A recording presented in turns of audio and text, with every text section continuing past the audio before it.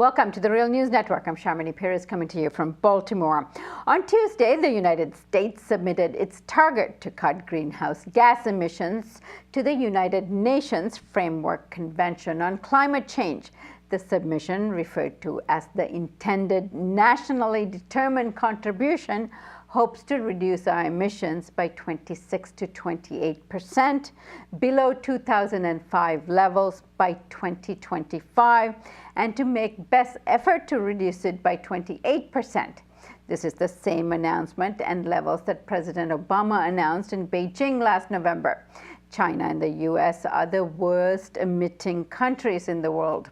In response to this announcement, our next guest, Janet Redman, says, to do our fair share, the U.S. should cut carbon pollution by 2 to 3 times as much and put a number on the table for 2020 when the climate agreement kicks in. Now joining us from Washington is Janet Redman. Janet is the Director of Climate Policy Program at the Institute for Policy Studies in Washington, D.C. She provides analysis on international financial institutions, energy investment, and carbon finance activities. Janet, welcome back to the Real News Network. Thank you so much for having me. So Janet, let's begin with the reduction levels submitted by the U.S. You think that this is not adequate. You say that this should be 2 or 3 times higher. Why are you saying that, and is that really possible? Well, the science tells us, climate scientists have been saying for a while, that developed countries need to be cutting their emissions between 25 and 50% from 1990 levels by the year 2025. If you look at the U.S.'s baseline year, they've used the year 2005. Our emissions were much higher in 2005 than they were in 1990. So basically what this promise of up to between 26 and 28% cut in emissions actually equals a 14 to 16% cut in emissions using the baseline year that everyone else is using. So basically what the U.S. has done has said something like, we're going to start going on a diet, but we're going to use Thanksgiving as our baseline year, and we'll eat half as many pies on an average day than we did on Thanksgiving. So they're kind of fudging the numbers a little bit. But the more important part is that the U.S., as the biggest historical emitter on the planet, has a fair share of the burden that it needs to carry of at least, some say 55 to 65% cuts by 2025. So either way, whether you're looking at what developed countries should do overall, or you're looking at what the United States' fair share of cutting global greenhouse gas emissions, its own greenhouse gas emissions would be, it's falling way, way short. Your second question about what's possible, I guess. Yes, that's the obvious thing. Like, if you think this is not enough, is anything more than what they have tabled possible? Again, I think that's the challenge that we have to look at most closely. So in their table, they laid out a little bit of what the policies are that they're depending on in order to cut emissions. They've named a bunch of things: renewable portfolio standards, fuel standards for light vehicles and heavy vehicles. So and federal activities on federal lands, so bringing more renewable energy onto federal lands. But they haven't talked about the biggest piece of their puzzle. They mentioned the Clean Power Plan, which is the EPA's new guidelines on how states will cut emissions from existing power plants. That's the gem of climate regulation at this point. And they name that in their intended nationally determined contribution. So that's a piece where I think the U.S. can do a whole lot more. What they've done by that piece of regulation is give every state a target for cutting its greenhouse gas intensity. That means it needs to be less carbon emitting for every kilowatt hour, say, of power that they produce. That's instead of a hard cap. That's instead of saying you only have this much pollution you can create, you need to stay below that. So there's already a place where we're seeing a little bit of weakness in that clean power policy. The next thing they could do better is to actually set a regime that gets us to renewable energy faster. One of the pieces that concerns me the greatest in the Clean Power Plan is that it basically says we just need to lower our overall emissions from the fossil fuel sector. That could mean moving from coal to natural gas, because natural gas is a lower emitting fuel at the point of combustion. It's actually not less emitting if you look at the entire chain of creating natural gas. It emits lots of methane, in the production of natural gas.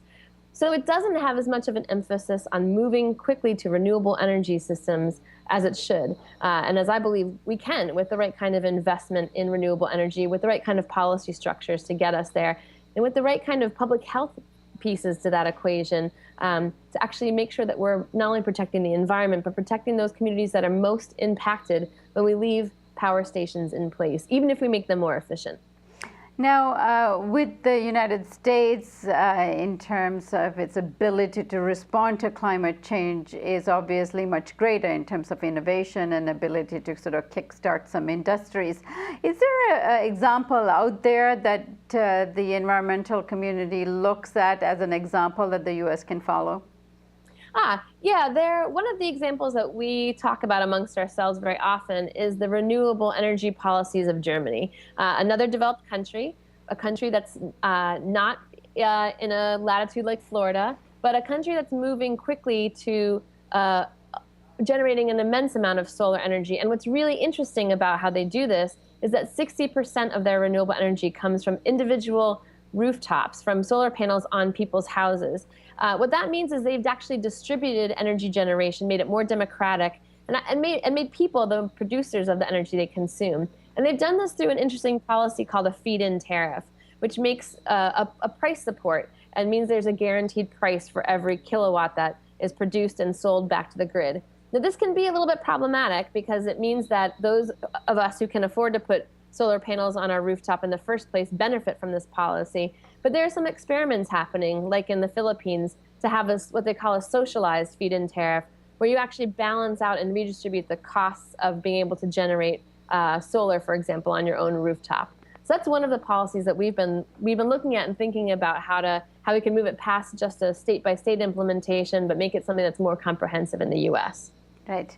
And Janet, finally, one thing that you noted about the U.S. climate submission is that there was really little commitment to financing support for developing countries, since they're less responsible for the situation we're in. There's an expectation on the part of developed economies to put more money into the pot so that the developing countries can also begin to address and reduce their emissions. Your take on that?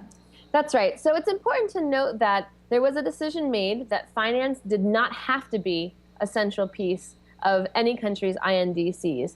But that being said, developing countries have been very clear, and civil society has been very clear. The development community, the environment community, the environmental justice community has been very clear that actually it should be a part of what developed countries are contributing, are bringing to the table in Paris, at the UN talks in Paris at the end of this year. And that's because we actually can't expect many developing countries to move to low carbon pathways. We're not even talking about adaptation. We certainly should be supporting countries adapt to climate change that they weren't a part of even creating, a majority of low-income countries. But even for every country to take action on climate change to mitigate greenhouse gas and climate pollution, there are countries that need financial support to do so. And to be honest, it's our moral responsibility, it's our legal responsibility under the Climate Convention that we will supply that kind of finance and technology transfer to enable developing countries to make the cuts in greenhouse gas emissions, to move to clean energy economies, in order for all of us to take action, everyone across the planet to take action on climate change. But the key is finance from countries, especially like the United States, who have the resources. Janet, as always, thank you so much for joining us today. Thank you very much for having me on. And thank you for joining us on the Real News Network.